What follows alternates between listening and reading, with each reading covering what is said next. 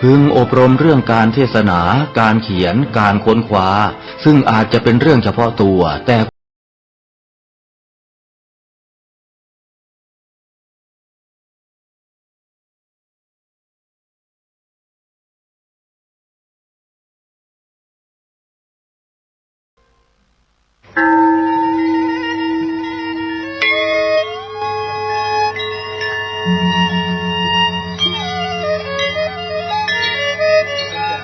วัดพระสิงห์วรมหาวิหารโรงเรียนธรรมราชศึกษาร่วมกับเทศบาลนครเชียงใหม่ขอเชิญร่วมพิธีบรรพชาสามเณรภาคฤดูร้อนครั้งที่26เฉลิมพระเกียรติพระบาทสมเด็จพระวชิรเกล้าเจ้าอยู่หัวรัชกาลที่10เฉลิมพระเกียรติสมเด็จพระกนิษฐาธิราชเจ้ากรมสมเด็จพระเทพรัตนราชสุดาสยามบรมราชกุมารีเนื่องในวโรกาสเจริญพระชนมายุ70 พรรษาระหว่างวันที่2ถึง13เมษายนพุทธศักราช2568ตามกำหนดการดังต่อไปนี้วันที่1เมษายนพุทธศักราช2568เวลา 14 นาฬิกาพิธีปลงผมณอาคารเริงวิสุทธิ์โรงเรียนธรรมราชศึกษาวันพุธที่2เมษายนเวลา 8 นาฬิกาพิธีบรรพชาณพระวิหารหลวงวัดพระสิงห์วรมหาวิหารอำเภอเมืองจังหวัดเชียงใหม่ในงานนี้ขอเชิญเป็นเจ้าภาพบรรพชาสามเณรรูปละ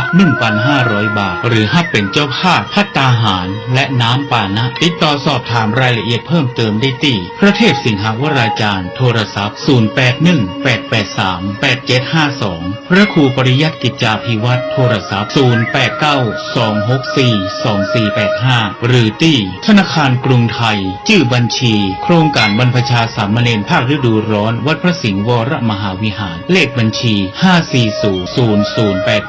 5400081 ได้ตั้งแต่วันนี้เป็นต้นไปทำบุญทำทานกันเถิดขอรับทำบุญตำรวจไม่จับทำให้จิตใจผ่องใส1 ปีมี1 ครั้งงานวันกตัญญูรำลึกถึงบรรพชนผู้สร้างวัดโลกโมลีประจำปี 2568 ขอเชิญร่วมบุญเป็นเจ้าภาพแจกข้าวสารจำนวน 100 ตันและร่วมเป็นเจ้าภาพโรงทานในวันที่ 9 ถึงวันที่ 10 เมษายนท่านผู้ใดมีจิตศรัทธาที่จะเป็นเจ้าภาพแจกข้าวสารร่วมบุญได้ที่บัญชีธนาคาร UOB เลขบัญชี906-173-5093 ชื่อบัญชีพระครูไพบูลย์เจติยานุรักษ์หรือสอบถามรายละเอียดได้ที่เบอร์โทรศัพท์ 0636326663 ขออนุโมทนาบุญกับผู้มีจิตศรัทธาทุกท่านนะเจ้าสร้างเหตุจิตใจสูงส่องเพื่อเฟือเจือจุนเพื่อกูลเพื่อลาเพื่อปลองทำบุญให้บุญนุนส่องไม่ลงพื้นอเวจีท่านกำลังติดตามรับฟังสถานีวิทยุกระจายเสียงพระพุทธศาสนาแห่งชาติและสังคมคลื่นเพื่อการศึกษาพระพุทธศาสนาและวัฒนธรรมระบบ FM 104.5 เมกะเฮิรตซ์รายการต่อไปเป็นรายการคดีโลกคดีธรรม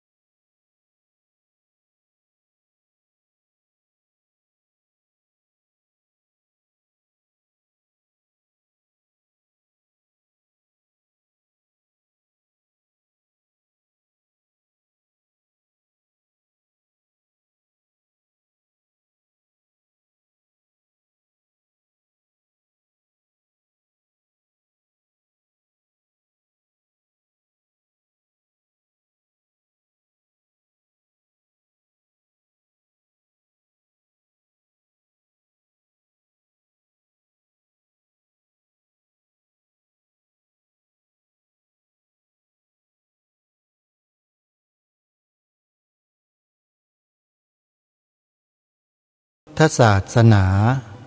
ทั่วไทยเพื่อติดตามรับฟังรายการนี้และรายการธรรมะสาระ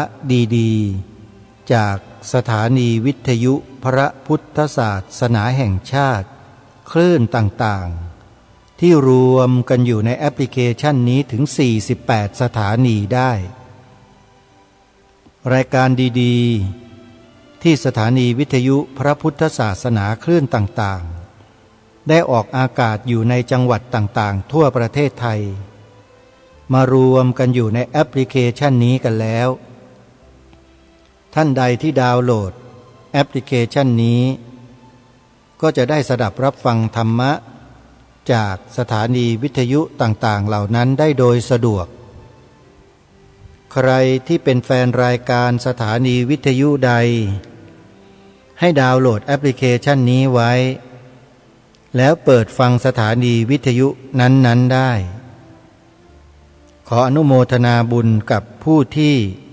แนะนำให้ผู้อื่นดาวน์โหลดแอปพลิเคชันนี้โดยทั่วถึงกันได้บุญกันทุกคนนะโยมนะวันนี้ขอเริ่มต้นด้วยข่าวประชาสัมพันธ์งานบุญที่จังหวัดนครศรีธรรมราชท่านที่เคยติดตามรับชมรายการต่างๆของทางสถานีโทรทัศน์ดีทีวีก็ขอให้สาธุชนได้ทราบถึงกำหนดการงานบำเพ็ญกุศลชาปนกิจศพคุณโยมยายประชุมเกิดวันเป็นโยมมารดาบุญธรรมของท่านผอ.สถานีโทรทัศน์ดีทีวีคือพระมหาดร.ปราโมทย์ ประโมทโยซึ่งจะทำการชาปนกิจในระหว่างวันที่5 ถึง 6 เมษายนศกนี้ในวันเสาร์ที่5 เมษายนเวลา 11 นาฬิกามีการถวายภัตตาหารเพลแด่พระสงฆ์ที่กราบอาราธนานิมนต์มาประกอบพิธีและเวลา 14 นาฬิกามีการแสดงมหรสพให้ชมฟรีตลอดงานรุ่งขึ้นวันอาทิตย์ที่ 6 เมษายนเวลา 0:09 นาทีหรือเวลาเที่ยงคืน 9 นาทีมีพิธีทอดผ้าป่าสามัคคีเพื่อสมทบทุนกองทุนโรงพยาบาลพรหมคีรีด้วยและจากนั้นเวลา 0:59 นาทีหรือเที่ยงคืน 59 นาทีประกอบพิธีประชุมเพลิงสาธุชนท่านใดที่จะร่วมบุญทอดผ้าป่าเพื่อส่งเสริมกิจกรรมโรงพยาบาลพรหมคีรีเป็นการอุทิศให้เทวดาย่าต้องสายทองและเทวดาย่าตุ้ยประชุมเกิดวันร่วมกับท่านผอ.ดีทีวีสามารถโอนปัจจัยเข้าไปร่วมบุญได้ที่ธนาคารกรุงไทยสาขาตลาดหัวอิฐชื่อบัญชีเงินบริจาคโรงพยาบาลพรหมคีรีเลขบัญชี816-081-2973ก็ร่วมบุญกันได้นะโยมนะใครที่จะไปร่วมงานก็เดินทางไปได้งานจะจัดวันที่5-6 เมษายนเดือนหน้าสถานที่จัดงานก็คือบ้านพรหมต้องสายทองธรรมอยู่หมู่ 3 ตำบลนาเรียงอำเภอพรหมคีรีจังหวัดนครศรีธรรมราช ใครสนใจก็ไปร่วมงานทำบุญอุทิศให้กับผู้วายชนนะโยมนะแล้วก็ได้ร่วมทอดผ้าป่าส่งเสริมกิจกรรมของโรงพยาบาลพรหมคีรีด้วยกิจกรรมต่อไปก็คืองานบรรพชาสามเณรภาคฤดูร้อนเท่าที่ติดตามรับฟังรายการต่างๆของสถานีวิทยุต่างๆผ่านแอปพลิเคชันหลายต่อหลายวัดจัดกิจกรรมบรรพชาสามเณรภาคฤดูร้อนเฉลิมพระเกียรติแทบจะทุกวัดเลยโยมวัดต่างๆทั่วราชอาณาจักรก็มีกิจกรรมลักษณะนี้โดยทั่วไปส่วนวัดที่ทางรายการแนะนำให้สาธุชนร่วมสนับสนุนร่วมกันส่งเสริมกิจกรรมบรรพชาสามเณรภาคฤดูร้อนก็มีอยู่ไม่กี่วัดโยมเพราะเป็นวัดที่ทำงานมานานทำงานมาโดยตลอดแล้วก็มีความตั้งใจวัดแรกที่แนะนำก็คือวัดสามชุกอำเภอสามชุกจังหวัดสุพรรณบุรีจะจัดงานบรรพชาสามเณรภาคฤดูร้อนตั้งแต่วันที่5 เมษายนเป็นต้นไปจนถึงวันที่25 เมษายนญาติโยมสาธุชนที่เป็นผู้ปกครองของลูกๆหลานๆเยาวชนจะนำพาเด็กๆเยาวชนไปสมัครบรรพชาเป็นสามเณรที่วัดสามชุกยังมีเวลานะโยมนะยังต้องการเด็กๆเยาวชนอีกจำนวนมากใครสนใจจะส่งบุตรหลานท่านไปฝึกอบรมศีลธรรมที่วัดสามชุกซึ่งมีศาลาปฏิบัติธรรมที่อำนวยความสะดวกได้อย่างดีมากๆเลยลูกหลานสามเณรก็จะได้อยู่อย่างสะดวกสบายไม่ลำบากนะโยมนะใครจะพาไปก็ติดต่อไปที่วัดสามชุกหมายเลขโทรศัพท์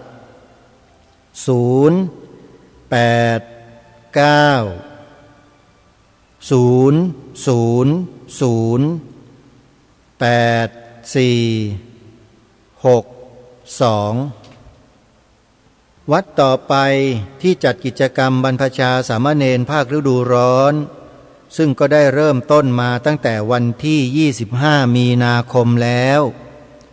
ญาติโยมจะสนับสนุนทำบุญส่งเสริมกิจกรรม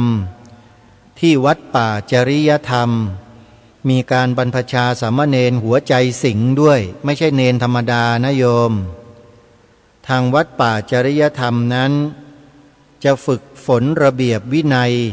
ให้เข้มข้นขึ้นมาสักนิดหนึ่งเพราะถือคติว่าไม้อ่อนดัดได้ไม้แก่ดัดยากเมื่อได้เด็กเยาวชนที่เป็นไม้อ่อนเข้ามาแล้วเนี่ยทางวัดจึงไม่ปล่อยเวลาให้ล่วงเลยไปโดยเปล่าประโยชน์จะทำการดัดไม้อ่อนนี้ให้เข้ารูปเข้ารอยให้เป็นไม้ที่ดีมีคุณภาพที่สวยงามให้ได้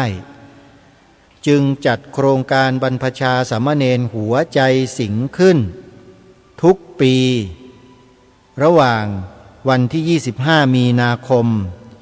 ถึง25 เมษายนเป็นเวลา1 เดือนตอนนี้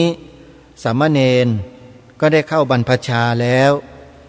แต่อาจจะมีจำนวนไม่มากเพราะผู้ปกครองในแต่ละท่านเข้าใจและรู้กิตติศัพท์ของวัดป่าจริยธรรมเป็นอย่างดีว่าฝึกฝนอบรมเด็กเยาวชนได้ดีมากๆทำให้เด็กนั้นมีระเบียบวินัยเป็นเด็กที่มีความรับผิดชอบสูงมากเรียกว่าพ่อแม่ผู้ปกครองนั้นสบายใจไปตั้ง 50% ไม่ต้องไปเดือดร้อนใจที่กลัวลูกหลานจะออกนอกลู่นอกทางสบายใจได้เลยเพราะทางวัด จะดัดนิสัยเด็กเยาวชนเหล่านี้ให้อยู่ในศีลในธรรมให้รู้บุญคุณของพ่อแม่อย่างเข้มข้นเลยโยมนะใครจะสนับสนุนกิจกรรมที่วัดป่าจริยธรรมครั้งนี้โทรศัพท์หมายเลข083-327-5700โทรศัพท์เข้าไปได้เลยโยมอีกวัดหนึ่งอยู่ในจังหวัด101อยู่อำเภอหนองพอกวัดนี้เจ้าอาวาสเป็นบุคคลผู้มีความรู้มีความสามารถมีความตั้งใจสูงในการพัฒนาเยาวชนโดยเฉพาะวัดนี้ก็คือวัดป่าหนองโมงบูรพารามตั้งอยู่ตำบลรอบเมืองอำเภอหนองพอกจังหวัด101โดยมีท่านอาจารย์พระครูบูรพาธรรมบัณฑิตท่านเป็นเจ้าอาวาสกิจกรรมโครงการสำคัญที่เกี่ยวกับเยาวชนประจำจังหวัด101วัดป่าหนองโมงบูรพารามรับภาระธุระเป็นจำนวนมากและในกิจกรรมครั้งนี้เป็นการบรรพชาสามเณรภาคฤดูร้อนเฉลิมพระเกียรติแด่สมเด็จพระกนิษฐาธิราชเจ้ากรมสมเด็จพระเทพรัตนราชสุดาสยามบรมราชกุมารีโดยเฉพาะงานนั้นเริ่มต้นมาตั้งแต่วันที่27มีนาคมจะไปสิ้นสุดลงในวันที่20เมษายนเป็นระยะเวลาสั้นๆ10กว่าวันเท่านั้นโยมแต่มีคุณภาพแน่นอนถ้าหากท่านใดจะสนับสนุนโครงการนี้ของวัดป่าหนองโมงบูรพารามโทรศัพท์ร่วมบุญได้ที่หมายเลข0890790หรือ08986174862หมายเลขนี่คือกิจกรรมงานบรรพชาสามเณรภาคฤดูร้อนที่แนะนำท่านในเบื้องต้นทีนี้มีอยู่วัดหนึ่งอาตมาภาพก็ไม่ได้ค่อยประกาศให้ท่านพระอาจารย์เจ้าอาวาสวัดนี้ทั้งที่เป็นวัดที่ดูแลสามเณรตลอดปีตลอดชาติไม่เคยว่างเว้นในแต่ละวันวัดนี้เป็นสำนักเรียนพระปริยัติธรรมแผนกสามัญของคณะสงฆ์เป็นสำนักเรียนญาติโยมเมื่อเป็นสำนักเรียนพระปริยัติธรรมแผนกสามัญไม่ว่าที่ไหนก็แล้วแต่ที่นั้นจะต้องมีสามเณรแน่นอน100%เพราะกฎระเบียบบังคับเอาไว้ว่าโรงเรียนพระปริยัติธรรมแผนกสามัญผู้ศึกษาเล่าเรียนในโรงเรียนต้องเป็นสามเณรเท่านั้นเพราะฉะนั้นวัดนี้จึงดูแลเลี้ยงดูสามเณรให้ความรู้สามเณรเป็นหลักและในโครงการบรรพชาสามเณรภาคฤดูร้อนวัดนี้จะไม่จัดก็ไม่ได้เพราะทำงานเกี่ยวข้องกับสามเณรโดยตรงญาติโยมสาธุชนทุกท่านใครจะสนับสนุนส่งเสริมวัดนี้นะเตรียมปากกาจดเบอร์โทรศัพท์ไว้โยมสนับสนุนได้เลยเรียกว่า ตรงเป้าหมายคือสามเณรโดยตรงเลย วัดนี้คือ วัดอารามมงคล วัดอารามมงคลตั้งอยู่ที่ตำบลยางตลาดอำเภอยางตลาดจังหวัดกาฬสินธุ์บริหารงานโดยท่านอาจารย์พระครูปริยัติโพธิธรรมท่านอาจารย์พระครูปริยัติโพธิธรรมนั้นทำงานหลายด้านในเวลาเดียวกันโรงเรียนพระปริยัติธรรมแผนกสามัญก็ต้องดูแลวัดอารามมงคลก็ต้องดูแลคณะสงฆ์ในตำบลยางตลาดท่านก็ต้องดูแลในฐานะเป็นเจ้าคณะตำบลยางตลาดอยู่ด้วยเป็นครูสอนพระปริยัติธรรมก็ต้องดูแลนักเรียนเป็นพระวิทยากรประจำรายการสถานีวิทยุก็ต้องรับผิดชอบรายการของตนเองมีสถานีวิทยุของวัดก็ต้องดูแลสถานีวิทยุของตนเองตลอดทั้งปีทั้งชาติแล้วไหนยังงานนอกงานในอีกเป็นจำนวนมากพระสงฆ์รูปเดียวโยมคิดดูว่า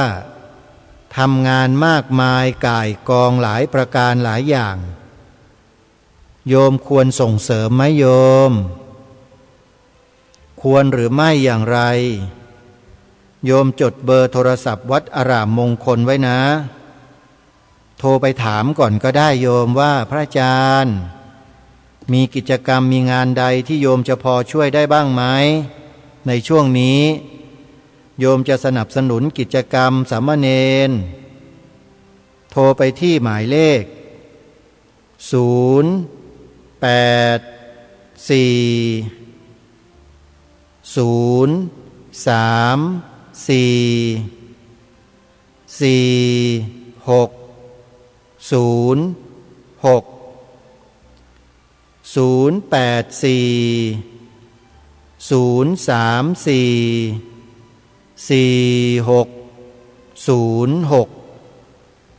หรือ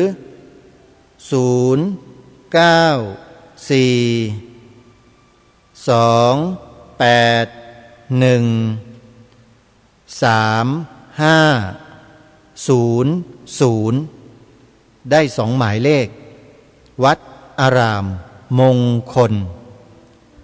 แล้วก็ยังมีวัดศรีอุดมวงศ์อีกวัดหนึ่งที่ทำงานด้านเยาวชนมาโดยตลอดท่านเจ้าอาวาสเป็นเจ้าคณะตำบลศรีสงครามอยู่ด้วย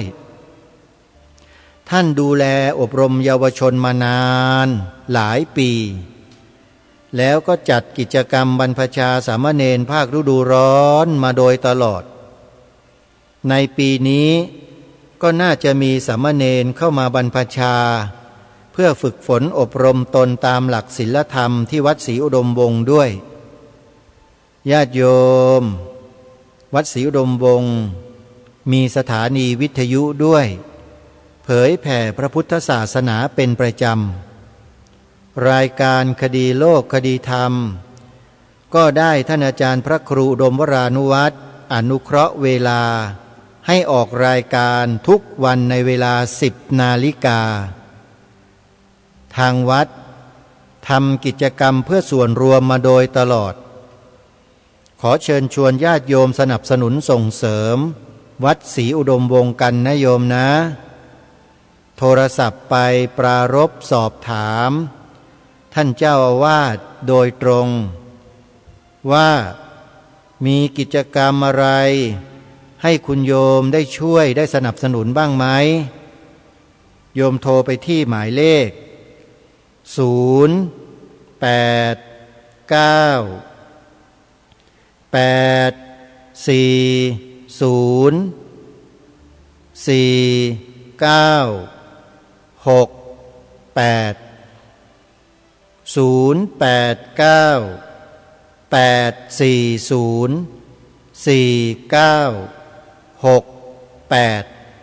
โทรศัพท์เข้าไปได้นะโยมนะ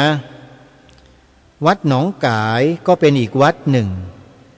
มีกิจกรรมเยอะแยะมากมายช่วยสังคมอยู่ทุกวันนี้โยมและทางวัดกำลังสร้างอุโบสถ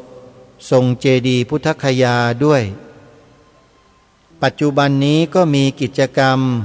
บรรพชาสามเณรภาคฤดูร้อนอยู่ที่วัดเช่นกันขอเชิญชวนญาติโยมศรัทธาสาธุชนร่วมกันสนับสนุนส่งเสริมกิจกรรมของทางวัดหนองกายด้วยกันโยมนะวัดนี้มีสถานีวิทยุออกอากาศธรรมะอยู่ถึง2 สถานีหลักๆก็รับผิดชอบพอสมควรท่านใดจะสนับสนุนค่ากระแสไฟฟ้าถวายเป็นน้ำดื่มภัตตาหารเช้าภัตตาหารเพลแด่พระสงฆ์ที่มาอยู่ปริวาสที่วัดหนองกายหลายรูปโยมทำบุญกับวัดหนองกายที่หมายเลขโทรศัพท์2 หมายเลขนี้นะ0 8 1 7 6 5 6 4 6 9หรือ0 8 3 7 8 9 3 6 4 2 หมายเลขเช่นเดียวกันอีกวัดหนึ่งที่จะขอแนะนำญาติโยมร่วมสนับสนุนทำบุญกันวัดนี้อยู่ในเขตจังหวัด101เหมือนกันโยมเป็นวัดเผยแผ่พระพุทธศาสนารักษาวัฒนธรรมประเพณีของคนอีสานเอาไว้ดีมากโยมลองเปิดเข้าไปฟังสถานีวิทยุวัดนี้ดูนะโยมจะเห็นความม่วนซื่นของพี่น้องชาวพุทธในจังหวัด101ที่เขาบูรณาการวัฒนธรรมท้องถิ่นบวกผนวกเข้ากับธรรมะแล้วช่วยกันส่งเสริมสารต่อวัฒนธรรมประเพณีที่ดีงามเหล่านี้กันมาได้โยมจะเข้าใจและเข้าถึงความเป็นคนอีสานอย่างดีเลยฟังสถานีวิทยุวัดบ้านปลาคูนนะโยมนะ FM 104.50 เมกะเฮิรตซ์วัดบ้านปลาคูนตำบลท่าหาดยาวอำเภอโพนทรายจังหวัด101น่าจะมีสามเณรเข้ามาบรรพชาบ้างที่วัดบ้านปลาคูนควรสนับสนุนมากญาติโยมเพราะวัดนี้อยู่ห่างไกลความเจริญเป็นวัดที่น่าสงสารอีกวัดหนึ่งทำงานเพื่อพระพุทธศาสนาเพื่อสังคมแต่อยู่ห่างไกลเหลือเกินถ้าโยมไม่ช่วยกันสนับสนุนเนี่ยพระสงฆ์ที่ท่านทำงานก็จะลำบากกันมากเลยโยมนะยังไงก็ขอโยมช่วยกันที่วัดบ้านปลาคูนจดหมายเลขโทรศัพท์ไว้โยม0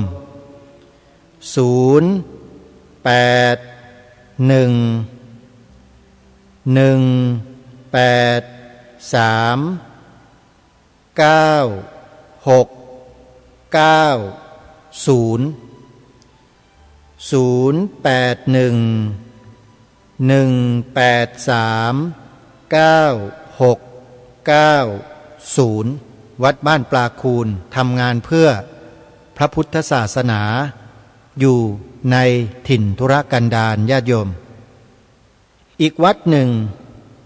คือวัดฝายหินแหมวัดนี้เนี่ยนะโยมอาตมาภาพก็ไม่ได้ค่อยบอกบุญให้กับทางวัดเท่าไหร่ทั้งที่ทำงานหนักมากเจ้าอาวาสท่านอาจารย์พระครูสมุวิสุวัตวรกิจโจเป็นพระสงฆ์ที่รักงานเผยแผ่มากๆเลยโยมขอบอกญาติโยมว่าหาพระสงฆ์ที่มีความขยันขันแข็งทำงานเผยแผ่พระพุทธศาสนา เหมือนอย่างท่านอาจารย์พระครูสมุวิสุวัตวรกิจโจรูปนี้เนี่ยขอบอกว่าหายากขยันจริงๆไอ้ที่ว่าขยันเนี่ยไม่ใช่เฉพาะสถานีวิทยุที่ท่านทำอยู่ที่วัดเท่านั้นโยมท่านยังไปถ่ายทอดสดกิจกรรมให้กับวัดต่างๆในจังหวัดเชียงใหม่และก็จังหวัดใกล้เคียงเนี่ยเป็นประจำเลยโดยที่ท่านนั้นต้องการให้ผลงานของวัดวาอารามในจังหวัดเชียงใหม่ได้เป็นที่รู้จักของผู้คนโดยทั่วไปทั่วทั้งโลกเพราะว่าทางวัดฝายหินเนี่ยถ่ายทอดสดทั้งทางสถานีวิทยุภาคปกติและสถานีวิทยุออนไลน์ทางอินเทอร์เน็ตแล้วก็ยังมีทางเฟซบุ๊กทาง YouTube ให้กับวัดวาอารามต่างๆได้เผยแพร่กิจกรรมของทางวัดไปทั่วทั้งโลกเลยโยมสาธุชนทุกท่านลองคิดดูว่าพระสงฆ์ที่เสียสละแล้วทำงานอย่างทุ่มเทเหมือนอย่างท่านพระครูสมุวิสุวัตวรกิจโจเจ้าอาวาสวัดฝายหินเนี่ยหายากนะอาตมาว่าหายากมีเหมือนกันมีไม่กี่รูปนะในประเทศไทยนี่นับได้อาตมาภาพคิดว่าไม่เกิน100 รูปที่ทำงานในลักษณะดังกล่าวแต่วัดฝายหินนั้นถือว่าเป็นวัดที่อาตมาภาพคุ้นเคยและรู้จักและเห็นผลงานเชิงประจักษ์อยู่ตลอดเลยก็เลยมาบอกให้ญาติโยมว่าช่วยสนับสนุนท่านด้วยนะโยมนะโดยเฉพาะญาติโยมชาวจังหวัดเชียงใหม่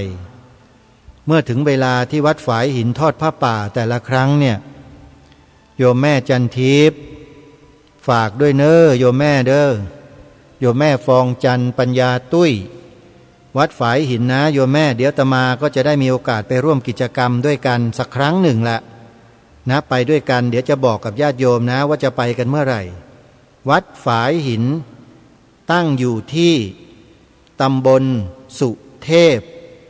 อำเภอเมืองจังหวัดเชียงใหม่โยมจดเบอร์โทรศัพท์ทำบุญกับวัดฝายหินนะโยม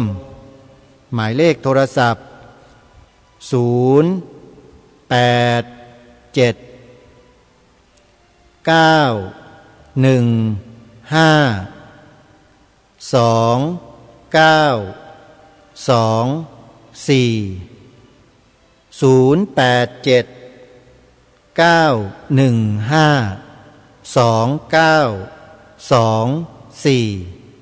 วัดฝายหินอนุโมทนาบุญทุกท่านหมดเวลาไปครึ่งชั่วโมงสำหรับข่าวประชาสัมพันธ์ทำไมอาตมาภาพต้องใช้เวลาเยอะเพราะวัดแต่ละวัดที่ประกาศประชาสัมพันธ์ออกไปให้สาธุชนได้รู้จักนี้เนี่ย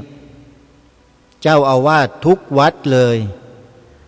ไม่ว่าจะเป็นวัดหนองกายวัดฝายหินวัดศรีอุดมวงศ์วัดป่าจริยธรรมวัดอารามมงคลวัดบ้านปลาคูนวัดฝายหินวัดสามชุกวัดเหล่านี้โยมเป็นวัดที่เสียสละเจ้าอาวาสผู้เป็นประธานสงฆ์ในวัดเป็นผู้ดูแลรับผิดชอบในวัดมีกิจกรรมที่สร้างสรรค์ขึ้นมาให้ญาติโยมสาธุชนได้รับประโยชน์กันเป็นจำนวนมากประโยชน์ที่โยมได้รับคืออะไรรู้ไหมคือบุญกุศลที่ญาติโยมได้รับมากมายเหลือเกินจากการช่วยทำกิจกรรมให้กับทางวัดเหล่านี้ทางรายการจึงไม่รีรอเลยที่จะประชาสัมพันธ์ข่าวสารข้อมูลบอกหมายเลขโทรศัพท์ให้ญาติโยมได้จดชื่อวัดเหล่านี้ไว้อยู่ในหัวจิตหัวใจของเราแล้วถ้าอยู่ใกล้ที่ไหนเป็นคนจังหวัดนั้นๆที่อยู่ใกล้กับวัดเหล่านั้นในจังหวัดนั้นๆเนี่ยโยมต้องไปทำบุญกับวัดเหล่านี้นะวัดที่เอ่ยชื่อที่บอกที่แนะนำญาติโยมนี่แหละเพราะเจ้าอาวาสแต่ละรูปท่านเสียสละมากแล้วเหนื่อยโยมเหนื่อยจริงๆทำงานเหนื่อยนะ ท่านไม่ได้มีความสุขสนุกสบายเหมือนอย่างที่ญาติโยมเข้าใจกันเลยโดยเฉพาะวัดอารามมงคลเนี่ยโยมเจ้าอาวาสเนี่ยงานหนักมากเจอทีไรก็สู้ผอมกระร่องกองเลยท่านพระครูปริยัติโพธิธรรมของเราเนี่ยท่านเหนื่อยงานมากโยมนั่นหมายความว่าท่านทำด้วยหัวใจแท้ๆใครหนอจะเห็นคุณค่าเห็นประโยชน์ของพระสงฆ์ที่ทำงานเหล่านี้กันบ้างผู้อำนวยการสถานีวิทยุต่างๆทั่วราชอาณาจักรโยมวัดอื่นๆก็มีอีกเยอะแยะตั้ง100 กว่าวัดที่ท่านจัดตั้งสถานีวิทยุเผยแผ่ธรรมะอยู่ทุกวันนี้เนี่ยท่านต้องดูแลสถานีตลอด24 ชั่วโมงกันทั้งนั้นนะโยมนะโยมต้องเห็นอกเห็นใจต้องเข้าใจครูบาอาจารย์เหล่านี้ช่วยกันสนับสนุนช่วยกันส่งเสริมครูบาอาจารย์ของเรานะวัดพิษโสภารามตำบลแก้งเหนืออำเภอเขมราชจังหวัดอุบลราชธานีนั่นก็อีกวัดหนึ่งมีสถานีวิทยุดูแลโดยท่านอาจารย์พระครูเกษมพิษโสพลจัดรายการออกสด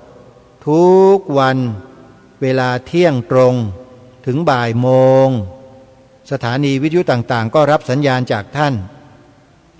านก็พูดภาษาท้องถิ่นโยมเป็นภาษาออริจินอลอีสานแท้ๆบ่แม่นภาคอื่นเด้ท่านเว้าอีสานล้วนๆเลยโยมนะใครที่เป็นคนอีสานฟังแล้วม่วนซื่อเหลือเกินโยมเอ้ยม่วนซื่นสนุกท่านพูดธรรมะแบบเข้าใจง่ายๆนะแล้วท่านก็ทำงานมาโดยตลอดเหมือนกันที่สุพรรณบุรีก็อีกคลื่นหนึ่งที่จะแนะนำก็คือคลื่นสาธุเรดิโอของท่านพระอาจารย์สรายุทธศิริสาโรพระลูกวัดท่าพระยาจักรเป็นพระลูกวัดเหมือนอาตมาเลยแต่มีตำแหน่งเป็นผู้อำนวยการสถานีวิทยุพระพุทธศาสนาจังหวัดสุพรรณบุรีอำเภออู่ทองจังหวัดสุพรรณบุรีคลื่น101 เมกะเฮิรตซ์ญาติโยมอยู่สุพรรณบุรีเปิดฟังได้นะคลื่นวัดท่าพระยาจักรดังถึงเมืองสุพรรณบุรีเลยอาตมาภาพทดลองฟังดูแล้วไปได้ไกลถึงศรีประจันนู่นโยมนะลองฟังดูนะคลื่น FM 101 เมกะเฮิรตซ์สาธุเรดิโอวัดท่าพระยาจักรอำเภออู่ทองจังหวัดสุพรรณบุรีท่านพระอาจารย์ต้นเป็นผู้อำนวยการสถานีวิทยุ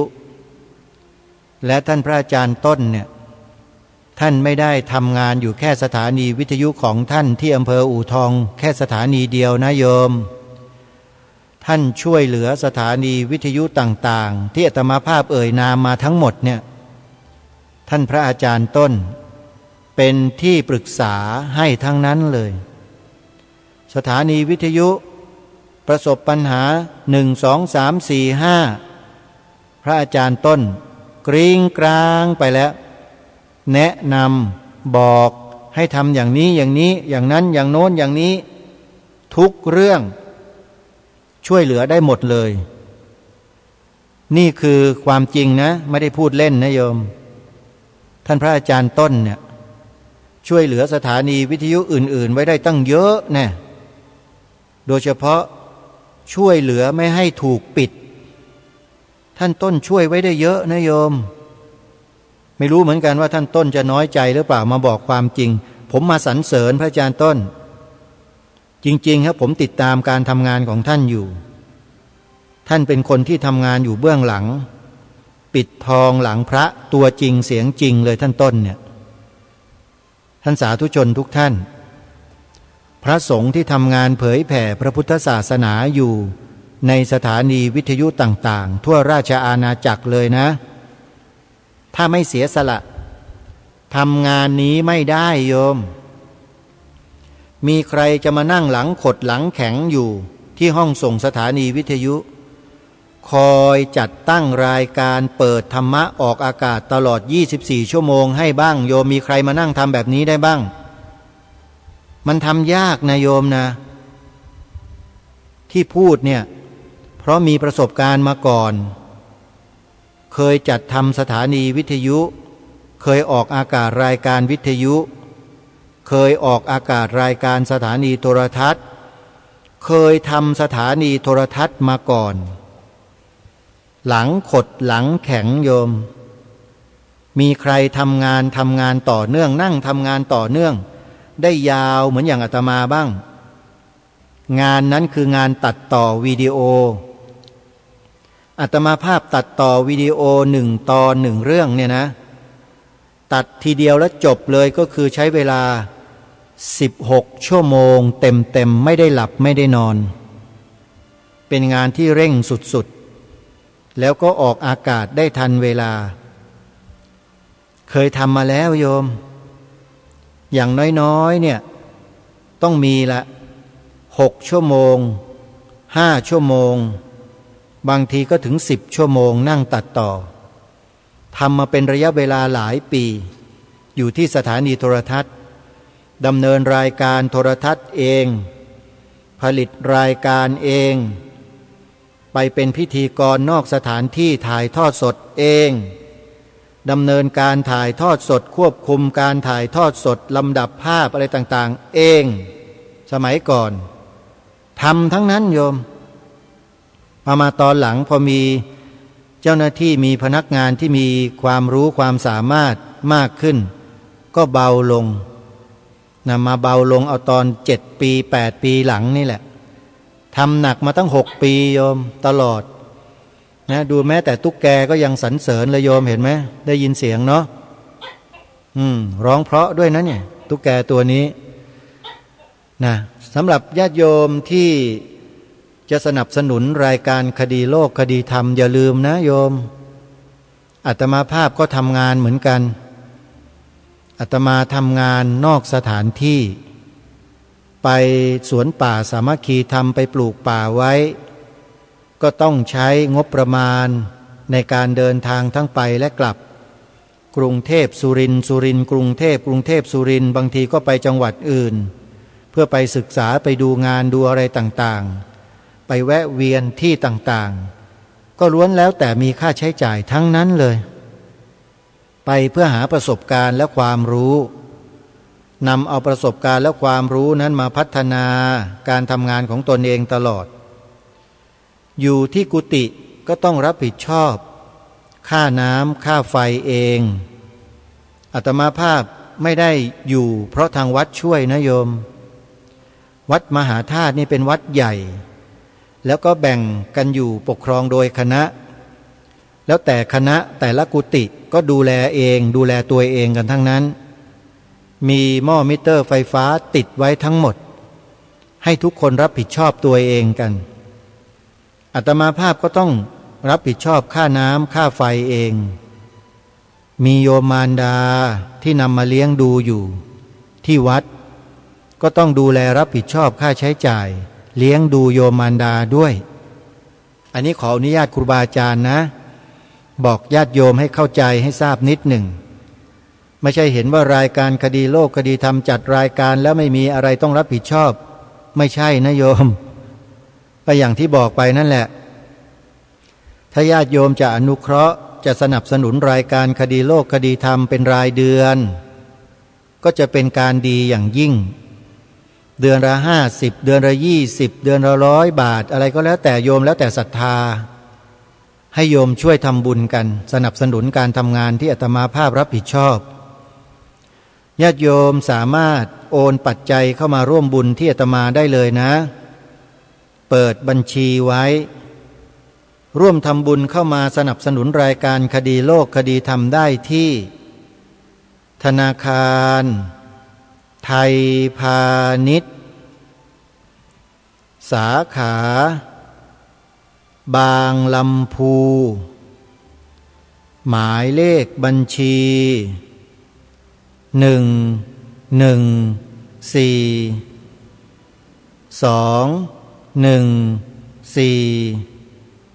214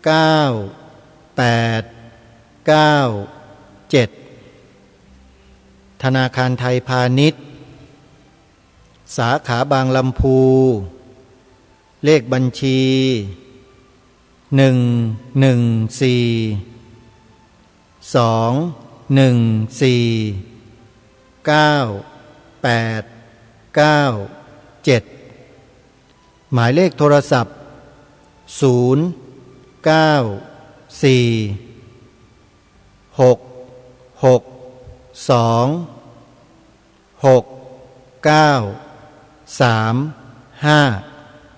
ก็โทรศัพท์เข้ามา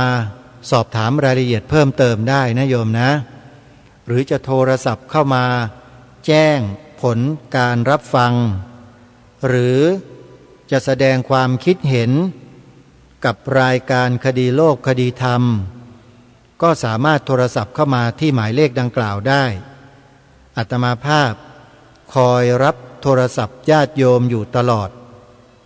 ขออนุโมทนาบุญกับญาติโยมทุกท่านที่ได้ร่วมสนับสนุนรายการคดีโลกคดีธรรมมาถามว่าปัจจัยที่ญาติโยมถวายมานั้นเนี่ยเพียงพอไหมพอสมควรแต่ไม่เพียงพอญาติโยมเพราะอาตมามีภารกิจต้องรับผิดชอบนอกสถานที่อีกจำนวนมากซึ่งยังต้องใช้จ่ายจำนวนที่เยอะอยู่นั่นก็คือสวนป่าสามัคคีธรรมนั่นเองโยมอย่าลืมสวนป่าสามัคคีธรรมนะอาตมาภาพเป็นคนรับผิดชอบดูแลอยู่จะต้องไปจัดไปทำไปพัฒนาไปบุกเบิกไปอะไรต่อมีอะไรอีกเยอะไฟฟ้าก็ยังไม่มีน้ำประปาก็ไม่มีก็จะต้องคอยดูแลรับผิดชอบอยู่ตลอดการเดินทางแต่ละครั้งมีค่าใช้จ่ายไม่น้อยนะโยมนะอย่างน้อยๆเนี่ยไม่ต่ำกว่า 5,000 บาทต่อครั้งเดินทางไกลโยมอยู่อำเภอจอมพระเลยจังหวัดสุรินทร์ไปอีกแล้วก็ยังมีกิจกรรมอื่นๆที่จะต้องทำจะต้องใช้จ่ายในการทำงานอีกเยอะต้องการจะพัฒนาสวนป่าสามัคคีธรรมเนี่ยให้เป็นสำนักปฏิบัติธรรมอีกแห่งหนึ่งขึ้นในจังหวัดสุรินทร์โดยให้ญาติโยมสาธุชนร่วมสนับสนุนกันก็ขอฝากนะโยมนะช่วยกันรายการคดีโลกคดีธรรมนั้นที่อยู่มาได้ทำหน้าที่มาได้ก็เพราะแรงสนับสนุนของญาติโยมที่มีอยู่จำนวนไม่มากเท่าไหร่พอที่จะไปได้พอที่จะอยู่ได้แต่ถ้าจะช่วยให้เพิ่มมากขึ้นเนี่ยก็จะเป็นกำลังที่ทำให้อาตมาภาพผ่อนแรงลงได้เยอะทำงานได้สะดวกขึ้นสบายมากขึ้นโยมแม่ก็จะไม่ลำบากกว่าเดิมก็จะเบาลงก็จะมีปัจจัยคอยใช้คอยจ่ายซื้อความจำเป็นที่จะต้องใช้ต้องจ่ายสำหรับความเป็นลูกผู้หญิงของโยมนะโยมแม่ทั้งหลายโยมป้าทั้งหลายก็จะเข้าใจดีว่าผู้หญิงเราเนี่ยมันต้องใช้จ่ายเรื่องส่วนตัวหลายๆอย่างนะทั้งกินทั้งใช้ทั้งอะไรต่างๆมากมายดูแลสุขภาพนะซื้อยาค่าพยาบาลโรงพยาบาลต่างๆค่ายามันก็มีความจำเป็นทั้งนั้นโยมนะถ้าหากญาติโยมมองเห็นก็สนับสนุนช่วยกันนะวันนี้ก็เลยยังไม่ได้หยิบยกประวัติของพระเดชพระคุณหลวงพ่อเจ้าคุณพระพิมลธรรมชอบอนุจารีมหาเถระราชบัณฑิตมานำเสนอต่อท่านผู้ฟังกันเลยขอยกยอดไปเป็นวันพรุ่งนี้แล้วกันนะโยมนะวันนี้ปรารภทั่วไปให้ญาติโยมสาธุชนได้มีส่วนร่วมกันเป็นหลักนะฮะช่วยเหลือสนับสนุนสถานีวิทยุวัดวารามต่างๆที่ท่านทำกิจกรรมเพื่อส่วนรวมนะไม่ว่าจะเป็นวัดหนองกายวัดฝายหินวัดศรีอุดมวงศ์ วัดป่าจริยธรรม วัดอารามมงคล วัดบ้านปลาคูน วัดฝามชุก แล้วก็รายการคดีโลกคดีธรรมโยมอย่าลืมรายการคดีโลกคดีธรรมนะโยมอย่าฟังกันแค่เฉยๆสนับสนุนกันด้วยนะโยมนะขออนุโมทนาสาธุวันนี้เวลาช่วงสุดท้ายแล้วก็ขอสรุปในช่วงท้ายรายการนิดหนึ่งว่าในช่วงนี้เนี่ยอาตมาภาพได้ฝึกหัดการตัดต่อภาพแล้วก็ตัดต่อวิดีโองานต่างๆโดยเฉพาะงานที่เคยทำไว้ในอดีตที่ได้รวบรวมมาไว้ในฮาร์ดดิสก์ก็เปิดดูเห็นแล้วก็เสียดายถ้าปล่อยทิ้งไปเฉยๆก็จะเปล่าประโยชน์ก็เลยนำมาทำการตัดต่อใหม่แล้วก็อัปโหลดลงไปใน YouTube คลิปล่าสุดมีความยาว4 ชั่วโมง 10 นาทีเป็นคลิปต้นฉบับการจัดงานสัมมนาที่โรงแรม Prince Palace ที่โบเบเขตป้อมปราบศัตรูพ่ายกรุงเทพมหานครเมื่อวันที่ 22 พฤษภาคมพระพุทธศักราช 2553 หัวข้อในการสัมมนาก็คือภัยคุกคามพระพุทธศาสนาและแนวทางแก้ไขมีวิทยากรองค์สำคัญของประเทศรวมกันอยู่ในกิจกรรมครั้งนี้มากมายอาตมาภาพได้อัปโหลดลงในช่อง YouTube แล้วญาติโยมก็สามารถเข้าไปดูได้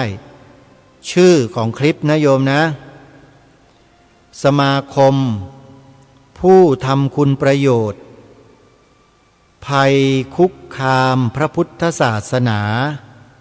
และแนวทางแก้ไขสมาคมผู้ทำคุณประโยชน์